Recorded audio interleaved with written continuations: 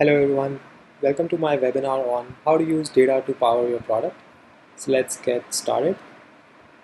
Uh, this session will be around 25 to 30 minutes. First, I'll give you a brief introduction about me and Expedia. Then we'll jump straight into understanding data loops, what they are, how you can leverage them, how each company, we'll look at some examples on how each company is leveraging them.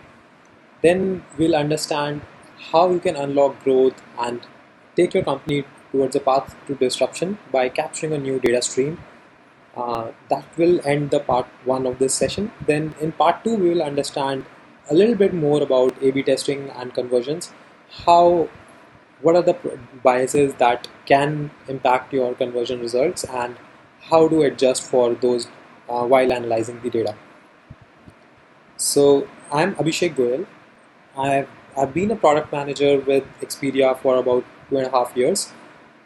Before that, I've helped a vertical e-commerce company in India scale multiple line of businesses. And before that, I had my own travel tech startup. On my weekends, I try to take out some time for helping young founders build their product strategy.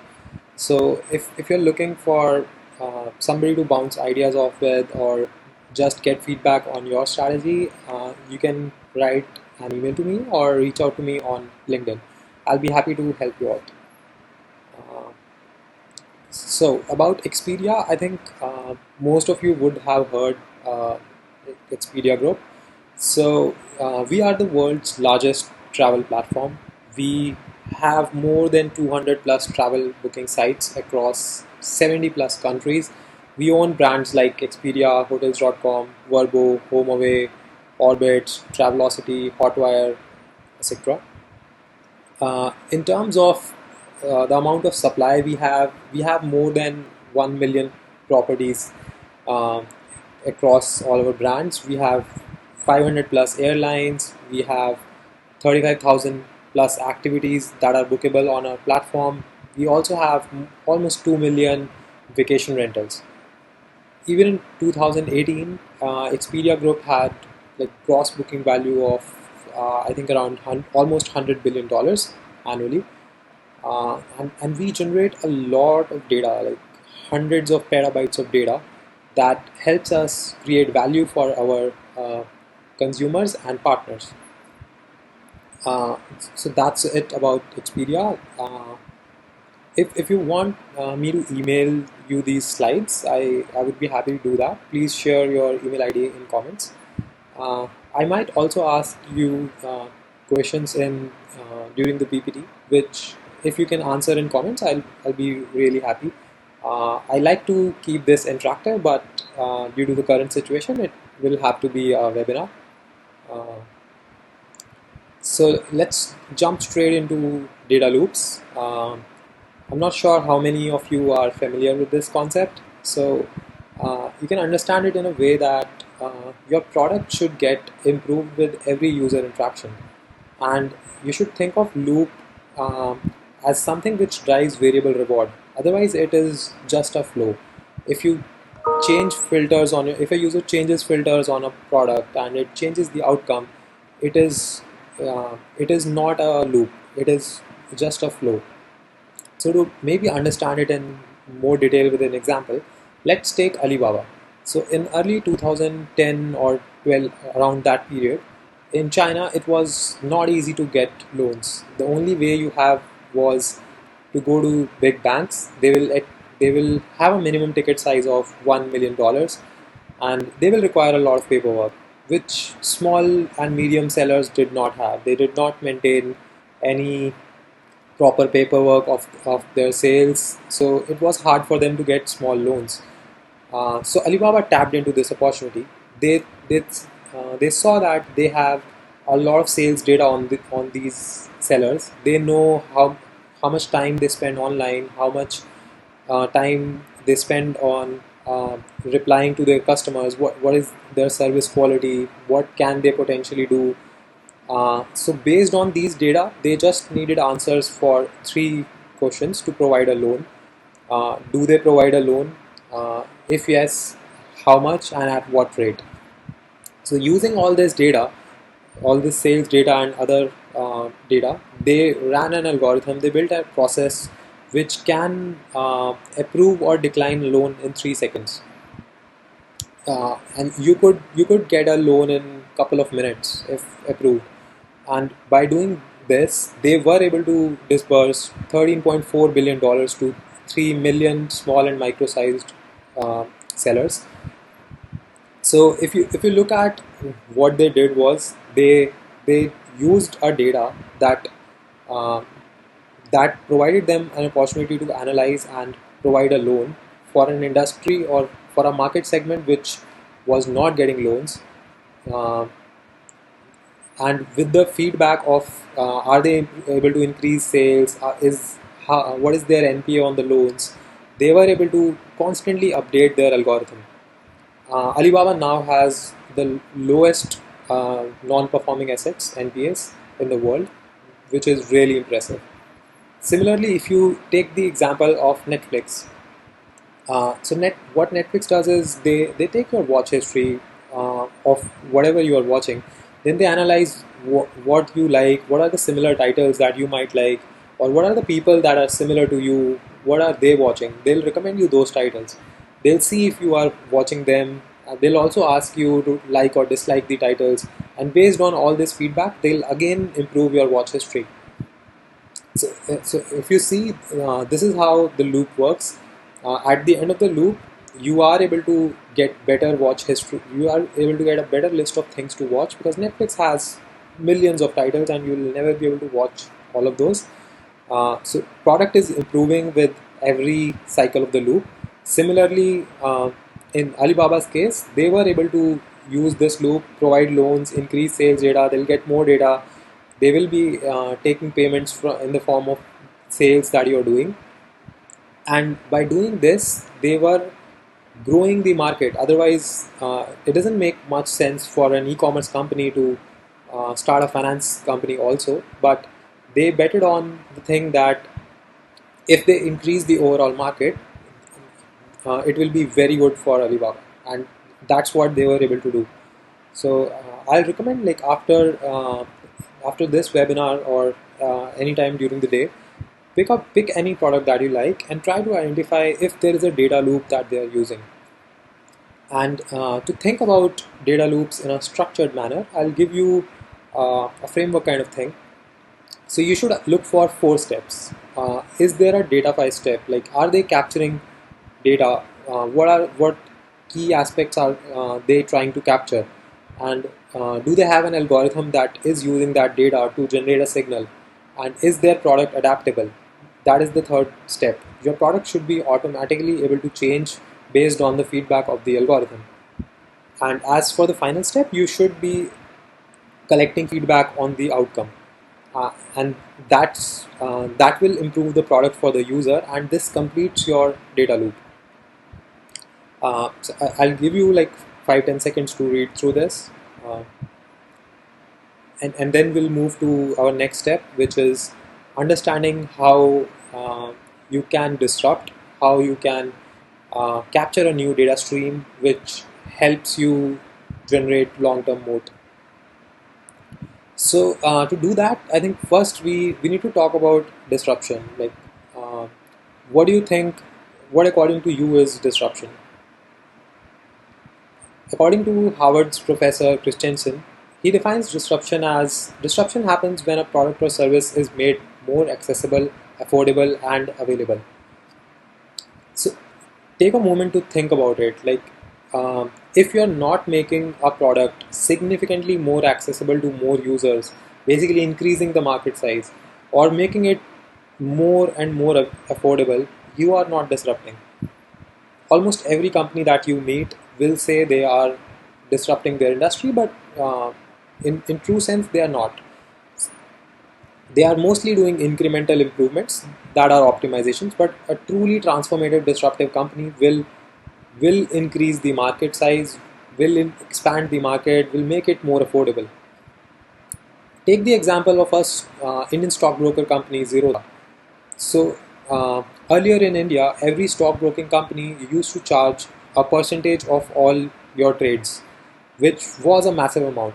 Even though the trading cost that the company has to put will be will be a fixed cost, and for a lot of traders who have big ticket sizes, that will become huge cost. So when Zerodha entered the market, they did three things, or essentially two major things. Uh, the first major thing that they did was they removed that percentage model. They came with a fixed cost model, which was very, very low. And they even had a percentage model for if you are even doing very small trades, then that lower percentage. Second thing that they did was they built a very good tech platform on which you can do and enabled you to do all the analysis. And third thing that they did was to provide you all the knowledge. So about stockbroking, they taught you all the concepts. They taught you about all the functions that you can apply. So by doing all these things, they made stock market available to a lot more Indians. They reduced the cost, which made it a lot more affordable. By doing all this, they now have more than 2 million clients. They have acquired 15% market share of all retail orders on Indian stock market. Uh, let's take maybe another example to make you understand how you can expand the market size. So let's discuss Tesla. So they started selling uh, an electric car to as a fashion statement to the and it was super expensive. By the profits that they had with by selling the first car, they targeted the second layer of the pyramid. They made a cheaper uh, electric car, and by the profits of that car, they reinvested in manufacturing, and they were able to build even a cheaper car. And by doing this, they are constantly decreasing the cost to build an electric car, and they're selling it at a lower and lower cost, lower and lower margins, which is basically expanding the market. They are making it more affordable. So now let's think about what new data stream can you capture or to make your product disruptive. Think about Google. So earlier all the search engines were not optimizing on time of the day. So you will get same results if you search in the morning and evening. Google was the first company to do that, and by starting capturing data on how time impacts the results that you want, they became more relevant, and that's how one of the aspects on how they surpassed every search engine back in the day. Uh, Imagine without capturing location, how would all the geo-targeting features would have been possible today? You can you can think about even Netflix also. Like, what if Netflix starts capturing what additional information should Netflix start capturing so that they can make their product more sticky?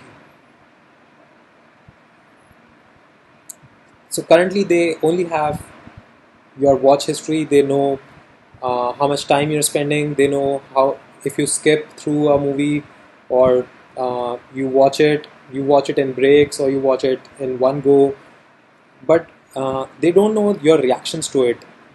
You might be a person who if you start a movie, you have to watch it till the end, even if you don't enjoy it, but they have no way to understand if you are enjoying that movie. They'll still recommend you because you watched they'll still recommend you similar movies because you watched that whole thing.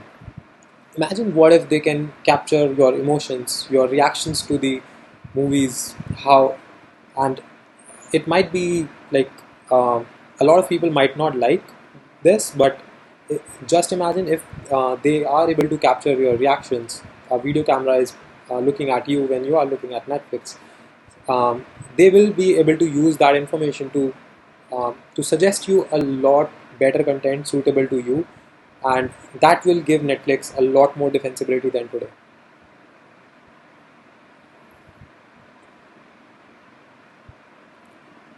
So before we move to next section, I'd like to recommend a couple of books that I think you all should read.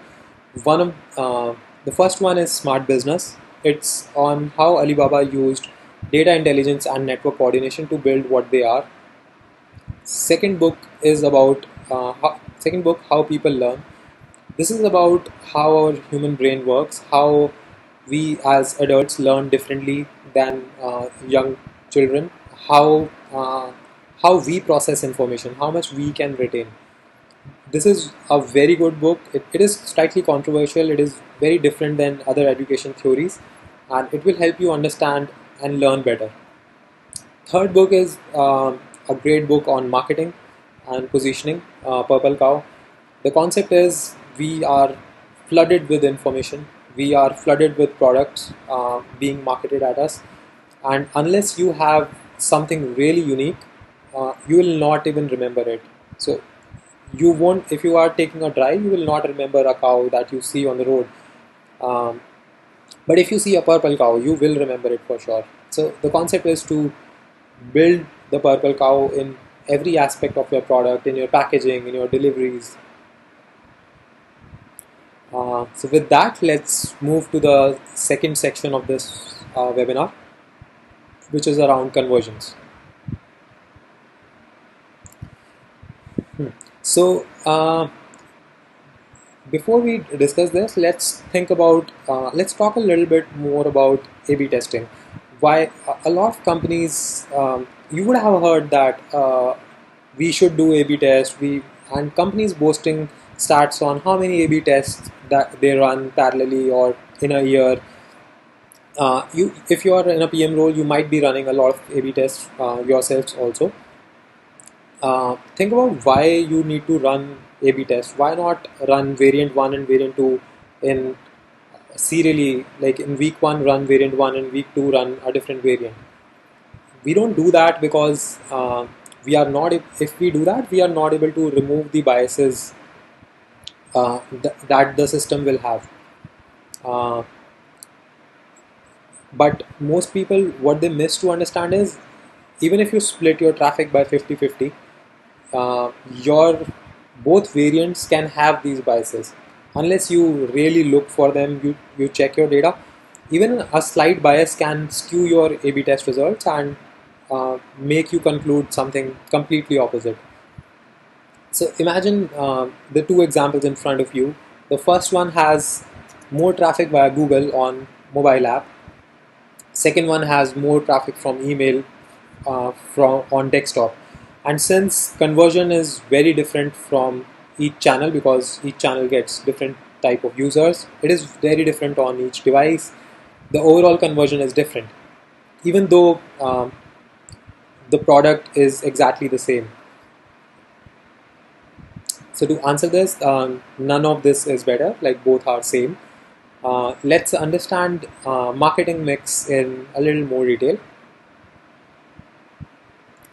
So here I have four channels, traffic coming from four channels. I've assumed conversion from email is 1%, direct channels is 3%, affiliates is 5%, and Google is 8%. And in the first variant, you have equal distribution of these channels, and you will have a conversion of 4.25%. But let's say you have more traffic from Google and very less traffic from email. Like the split is 10, 20, 30, 40. So this uh, so without changing anything in the product, this will this will bump up your conversion to 5.4%. Imagine a very different scenario where it is 40, 30, 20, 10. This will decrease the conversion to 3.1%. So imagine you are running a A/B test, and your A/B test also has they do not have the same channel mix. The conversion data you are analyzing is not accurate. It is not comparable.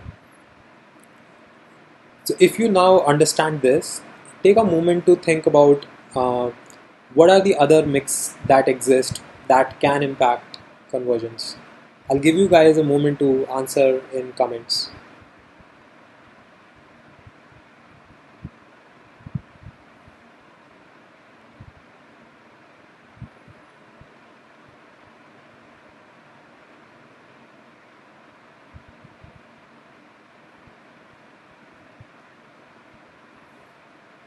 All right.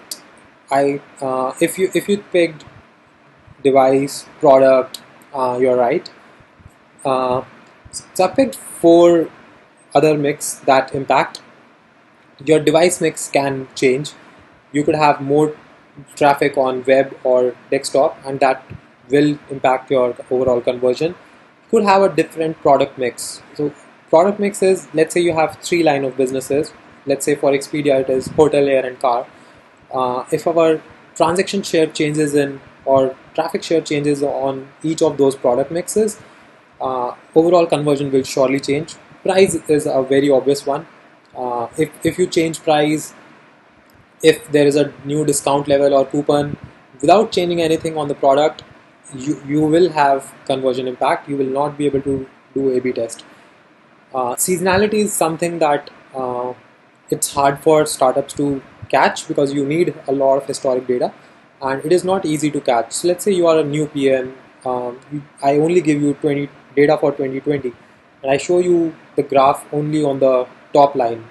That conversion has been dropping from March to May or June. Uh, what will you analyze? But if I gave you the data for 2018 and 19 also, you will know that this is seasonality.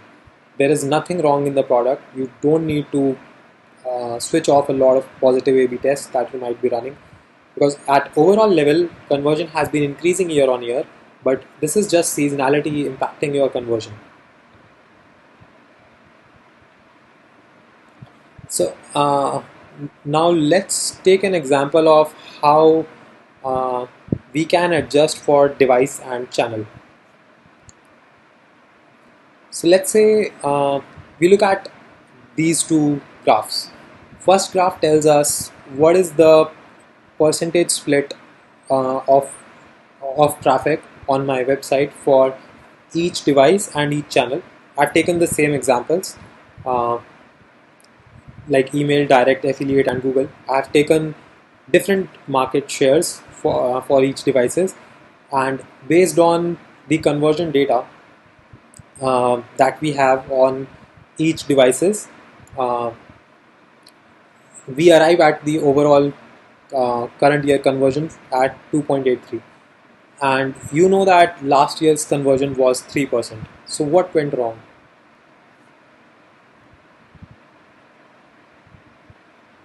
Or do you think this is a fair comparison that uh, this year we are doing worse than last year?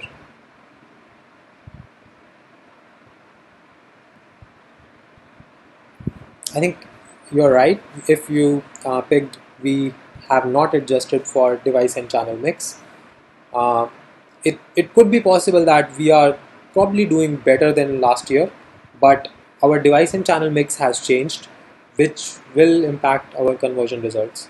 To calculate what is the conversion, what would have been the conversion if we had same traffic on and similar device share as last year.